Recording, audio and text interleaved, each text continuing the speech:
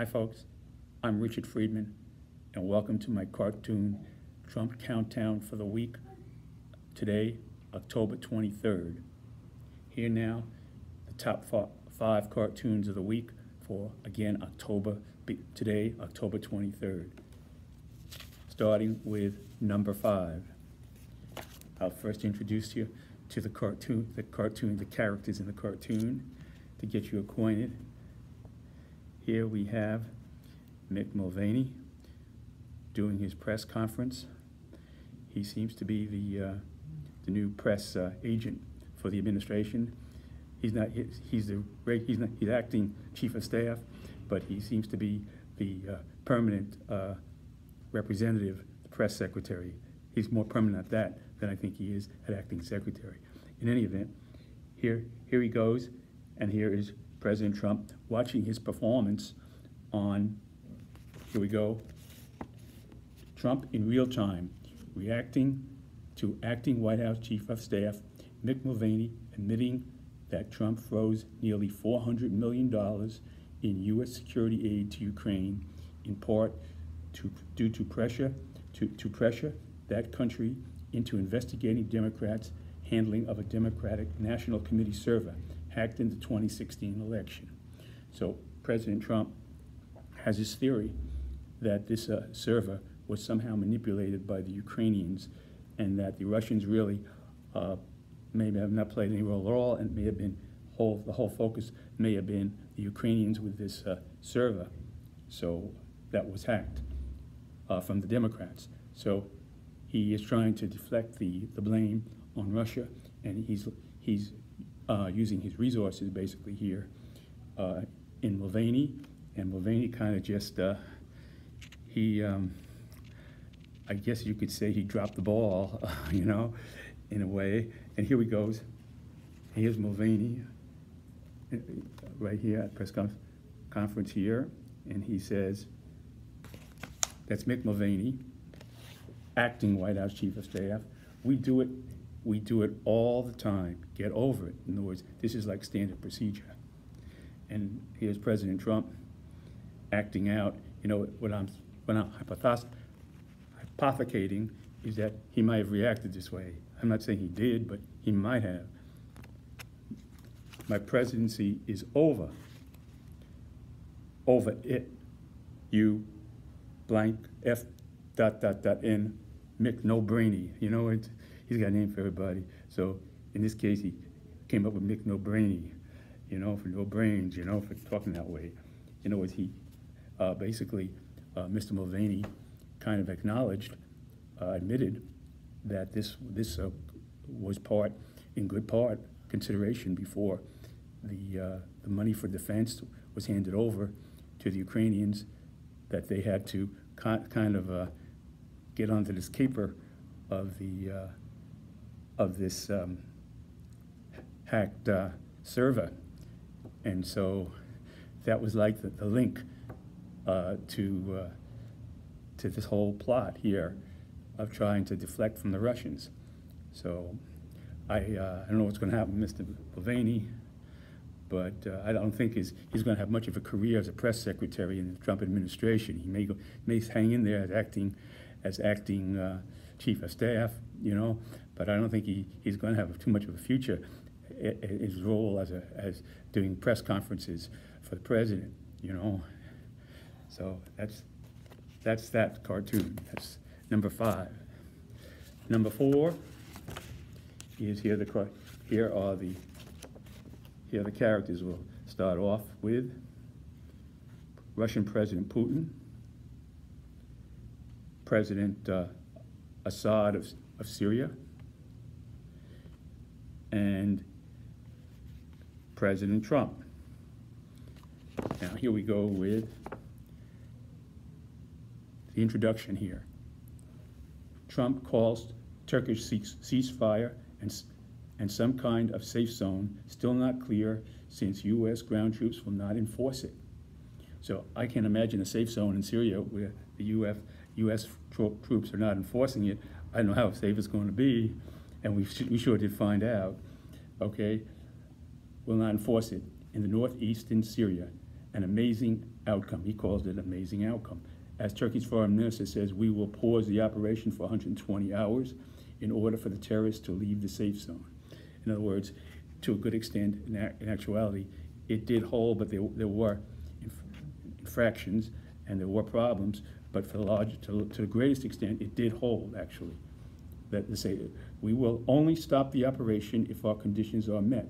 This is one of Erdogan's foreign minister, Turkey's foreign minister, saying that only if the conditions are met. So he had laid the groundwork for what was to come, which we know what came of that. So they got what they wanted, you see?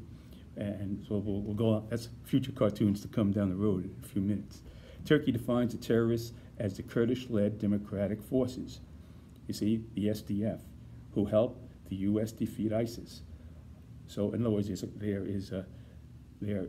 the whole conflict is the fact that these forces who basically helped us defeat ISIS, Turkey sees them as terrorists and infiltrating their country and promoting insurgency and violence in their country. And so we didn't, it's hard to confirm what's happening over there, but it's very possible. And if that was the case, I would say then we knew about it. We should have been on that before this whole thing broke out and got right to it. But we didn't do that. We just let nature take its course, and this is what we got now. Again, it's taking the back seat in a hot car. Okay, officials have said that, and what Trump did not say. Okay, so it's a little bit hard to convey this cartoon over this way, but I think you'll understand it when you see when I show the pictures and I show the work here, what was done here. So this is an amazing outcome and a great day for civilization. Now, President Trump is proclaiming this a great day for civilization on the basis, basically, from what I hear, is that they've been fighting for 200-300 years. So this now that they only killed only a few people, relative to all these hundreds of years that all the people have died, this is a great day for civilization in a relative sense. But it's just a stretch to think that way. The Kurds are happy. I don't think the Kurds are too happy. Now they've been uplifted to nomads. They're going to go. God knows where they're going to go now. Well, anyway. So anyway, Kurds are happy. All right, President Trump says the Kurds are happy, and Turkey's President Erdogan is happy. Well, I'm sure Erdogan is happy. There ain't no question about that. Okay. Now here, this is Trump's afterthoughts. What he did not say, which I'm injecting here, which he might have thought, which pretty much came to fruition to a great extent. Trump's afterthoughts. Okay, here we go. Okay, Russian President Putin and Syrian President Assad are also happy because now they have the Kurds with them who are no angels.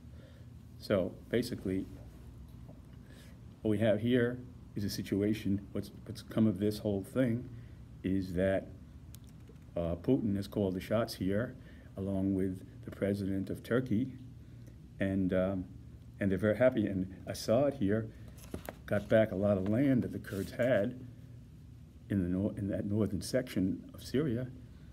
He got it back because the Kurds have been, they were a good fighting force, and now they've been liquidated and just being dispersed from that area. So Assad's pretty happy. He's getting back that land, that real estate. Of course, Turkey came in and took that northeast section away from them. So it's like a pizza pie, you're funny. I'll take the meatballs. I'll take the cheese. No, I want the meatballs. I'll take the salami.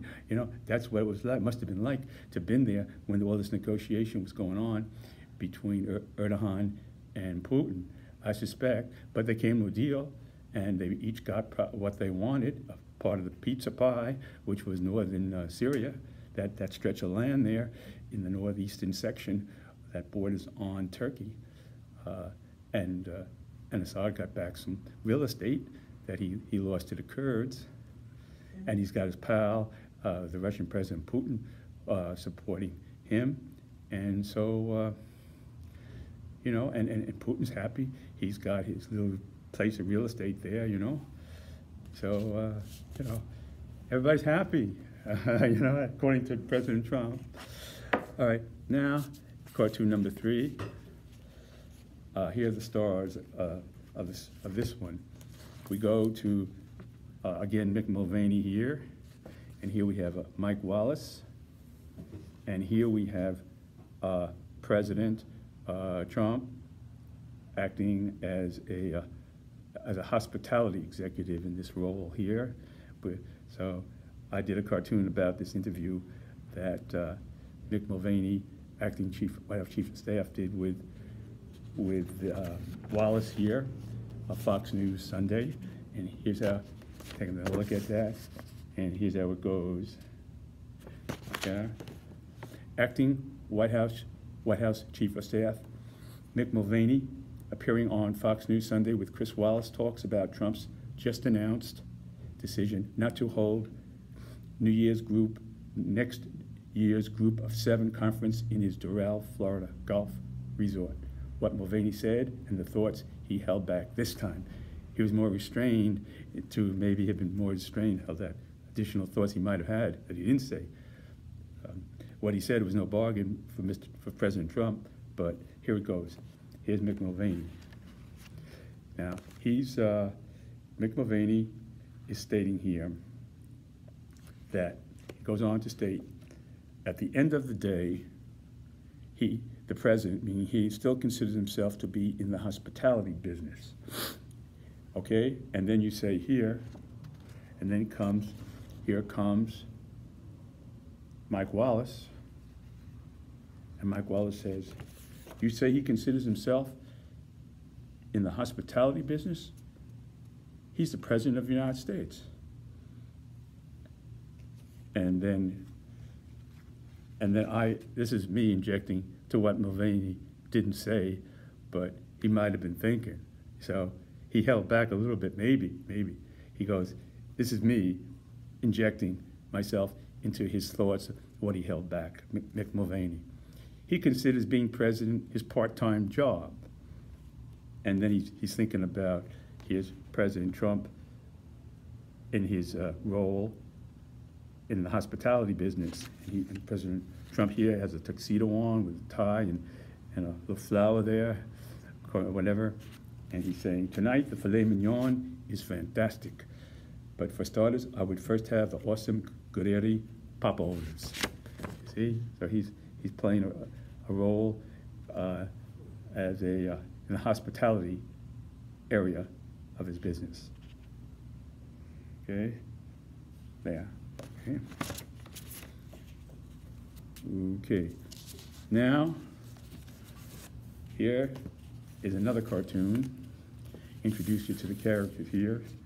Here we have, again, President Trump, the portrait of George Washington here, not too happy here, and Senator Lindsey Graham, also President Trump's golfing partner from last weekend.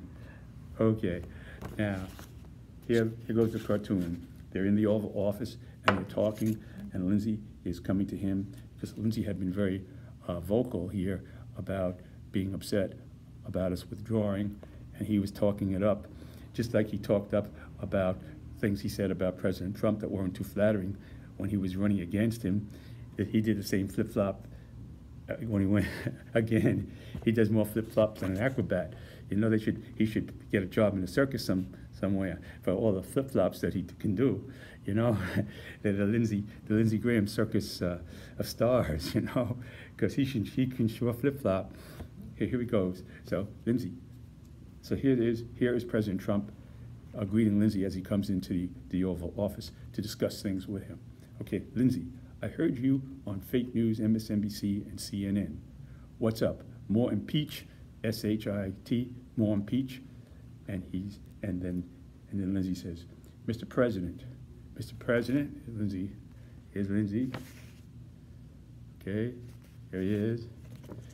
Hey, Lindsey, Mr. President, your great genius is Mr. President, Your withdrawal strategy could benefit from a plan for U.S. forces to protect Syria's oil from ISIS. So it was Senator Lindsey Graham who reminded President Trump that there was some oil there in Syria, that in that area where the Kurds had been. There was a lot of oil in that northern Syria, lots of oil stuff there.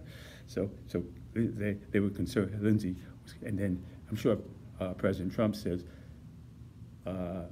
Lindsey, this is President Trump talking back to that, and he says, Lindsey, I agree, and that will support my unmatched wisdom of permitting this brief schoolyard Turkish attack on the Kurds. Just this for historic solutions in Syria. So basically, President Trump did say that he kind of viewed this action by Turkey as more like a schoolyard brawl, you know, like in West Side Story between, you know, the Jets and the other group, the Sharks. That's right, the Jets and the Sharks.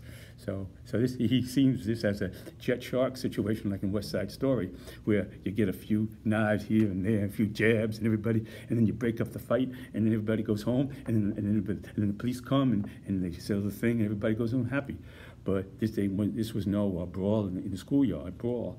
You know, this was no West Side Story. This was a brutal military attack on innocent people. You can't justify that. And you know, you see those things. Well, I don't want to get into that too much, but you've seen it. So, okay, so anyway, this is President Trump responding to Lindsey saying talking about the oil. Lindsey, I knew you'd come around. We still have a good relationship with the Kurds. We always still have a good relationship with the Kurds. They like us so much that they're throwing raw potatoes at us. You know. I mean, I don't know. They are the. I don't know. Maybe they expect that we'll be happy to take the potatoes and we'll take them and home to cook the potatoes when we get home, and it's a going away present. I don't know. So anyway, we still have a good relationship with the Kurds. President Putin will guarantee Turkey's security. Assad will protect the Kurds, and Assad will protect the Kurds. Okay, with the blessing, I'm sure, with the blessing of President Putin. And our U.S. troops will tour Western Iraq on their way back to Syria. So our troops are going to Western Iraq. You know, that's like out west, the Wild West there. You know, and we don't even know. We're dictating to the Iraq. We don't know if the Iraqi government even wants us there. I mean, they didn't want us there. They wanted us out. We don't know. We didn't even. I don't know when they said about anything from Iraq's point of view. If they're accepting our troops, we're going there now. You know, it's just like we're getting kicked out of Syria. And now it's like The Godfather. You know, when Mo Green went to Vegas and says, "Oh, you guys are nothing up there in New York. You're getting kicked out here. Now you want to muscle your way around here in Vegas." You know, it's like the Mo Green when in the Godfather situation. It's really like that in a way. You know, it's just like that. I mean, it's an analogy, but it's an analogy, and it pretty rings to analogy. Okay, and here we go. And so in other words, Assad will protect the Kurds, and our U.S. troops will tour Western Iraq on their way back to Syria to control ISIS. It's beautiful. Kurds could even get oil money. So now, basically, President Trump is saying, well, it's like let's make a deal. You know, the Kurds didn't get their prize of having their own place for fighting ISIS and making all those great sacrifices and all the thousands of people they sacrificed to fight with America. They didn't get the land, but they're getting prize number 2, which is oil money, possibly. So again, let's make a deal. You know, because we want the Kurds to be friendly with us, because again, President Trump did say he expects the Kurds to fight with us again sometime, because we got to get ISIS again if they come back. I mean, I don't think the Kurds are going to be fighting with us no more. They'll be with Assad and his troops and trying to survive. That's what they're going to be doing now, trying to survive. And I don't think anybody is going to want to ally themselves with the United States. I It's sad, but it's true. Anyway, so that's the story on that. So, and he's saying, President Trump is saying Kurds could even get oil money. So, in other words, the United States has Syria. When you think about this, Syria is like the Grand Central Station is to New York City, the hub, where you have the 42nd Street, the Grand Central Station. That's what Syria is, right? Has a border with Israel. It's right in the heart. It's right in the heart of the whole business there of the Mideast. And for us to just walk away from that, and not only that, we're walking away with deserting an ally. It ain't good. I don't think even, if you think back, now, I remember when we, back in 1962, I was around as a little kid, but we had the Cuban Missile Crisis, and President Kennedy made the deal with Khrushchev that we won't go to nuclear war because we take our missiles out of Turkey. We took our missiles out of Turkey, and Khrushchev took his missiles out of Cuba, and that's how we were on the brink of nuclear war with DEFCON 6, DEFCON 5. The submarines were we were well on the way, and the point is that we had something to offer the Russians, and a deal was made because we had those missiles. We had the missiles in Turkey, and that made the deal. And what we have today, and what Turkey was a great ally of ours, and look how far now they're shaking. Erdogan is with Putin. He's moving away from the United States, a million degrees away, and going right into the arms of Putin. So I'm just trying to say here. Look at how American foreign policy has an influence has diminished in that respect. With just an important here. Now Turkey is right up there, and they had their. I haven't got a map here, but it's like. Turkey, right, shooting those missiles right into Moscow from Turkey. And you see, here's a map. I'll show you. Now here was Turkey right here. You see, it's way up there. And the Soviet Union, then the Soviet Union was right here. So Moscow was right about here with respect to Turkey. So we must have had our missiles somewhere over here in this area. Somewhere over here. And they were aimed at Moscow in case Khrushchev got some crazy ideas that he wanted to attack us with nuclear weapons. They always knew that those missiles in Turkey were there, and that was the balance of power in the Cold War. What kept us out of nuclear war with the Russians, and why they didn't even go into the Berlin crisis too. They didn't move on us in Berlin. Now what we got now, you know, we're going to destroy your economy. You know what I mean? All right, I said enough of that. So here's the #1 cartoon of the week, and I'm going to finish it off with this cartoon here, and this is basically the most recent thing that's happened here. And here's President Erdogan, and here's Russian President Putin, and here's President Trump in the Oval Office. President Trump in the Oval Office watching President Putin and Erdogan finalizing the deal that they made. You see? You see? I actually drew this from an actual photograph. You see? You can see where their eyes and everything, and they're together, and you see, and I drew George Washington. He has a little bit. He wishes he could take a drink right now. I think George Washington he could use a glass of something, you know, a glass of whiskey or something. I don't know. So you know, so yeah, you see, so. There's a fireplace. There's the president's desk here. The Oval, just to give you a picture of the Oval Office. And now, here's the cartoon. Russia, Turkey agreed to jointly remove Kurdish fighters along Turkey's border in northern Syria and to begin jointly patrolling the border region once they are gone. So as U.S. withdraws, President Trump watching the deal from Oval Office. So I'm again hypothecating in a way how Trump might have reacted to seeing this event, you see? So here's President Trump in his thoughts here.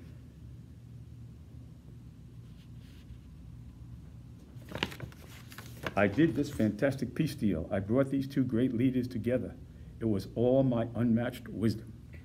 So basically, Trump basically is taking credit for the carving up of Syria, like a pizza pie. Northern Syria is being carved up like a pizza pie, and the thing about it is that the United States has lost credibility as an ally, and has lost a true sense of purpose of what we're doing in Syria, because there's no purpose there of what we're doing in Syria. We're there to protect the oil. We're going there to fight ISIS. What are we going there to do in Syria now? What's our objectives? Why are we going there? We're just looking around. It's a scavenger hunt. Well, if we could kill a few ISIS, we'll do that, or we'll try to protect some oil or whatever.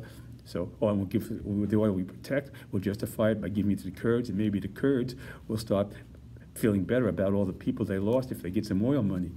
I mean, I just don't think this is going to work out too well. But I hope it does. I really do. The odds are against it, but I hope it works out well. Well, I want to thank you all for watching this video. And again, if you don't like my cartoons, you could just see my cartoons at Bronx Cartoonist at RJF Cartoons on Twitter, and enjoy those cartoons. Thank you, and thank you for watching. Bye.